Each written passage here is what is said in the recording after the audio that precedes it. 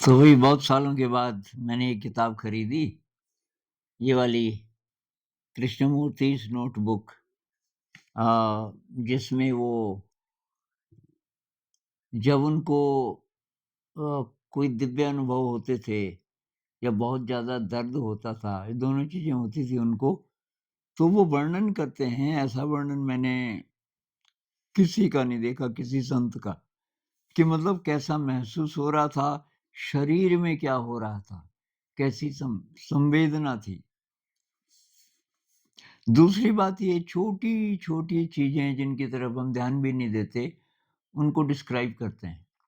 तो इस किताब में अ, ये कृष्णमूर्ति नोटबुक पहले 80s में शायद लिखी गई थी, छपी थी और इनकी डेथ के बाद कुछ और कागज़ मिले, जो इन्होंने अपनी हैंडराइटिंग में लिखे थे, तो वो इसमें शामिल किए गए। कृष्णमूर्ति नोटबुक इसलिए काफ़ी मोटी है और मैंने तो सन 2000 के बाद शायद ही कुछ पढ़ा हो, बहुत कम। अ, ये डांस ऑफ द बी जब मैं लिख रहा था उस समय काफ़ी चीज़ें पढ़ी, काफ़ी किताबें खरीदी।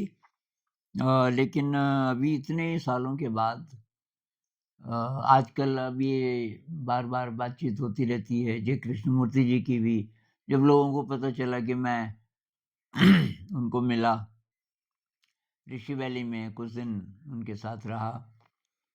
मतलब वो भी कैंपस में थे, हम भी थे, रोज़ मिलते रहते थे। तो फिर कई सवाल आते हैं कि वो ऐसा क्यों बोलते हैं, ऐसा क्यों बोलते हैं? तो मैं एक बार फिर मेरी इच्छा हुई कि ये कृष्णमूर्ति इस नोटबुक को पढ़ने की। तो ये मैंने खरीदी, बहुत कमाल की किताब है। अब जहाँ से आप खोल दो अ, आप बस उसी को पढ़ते रह जाओगे। तो ये पढ़ने लायक किताब है, आप भी इसको मँगा सकते हैं। अ, अब ये कितने की है मैं पूछूँगा अपने दोस्त से कि भई ये कितने पैसे हमने इसके दिए, लेकिन बहुत कमाल की किताब है और आप भी इसको पढ़िए, मेरी ये सलाह है।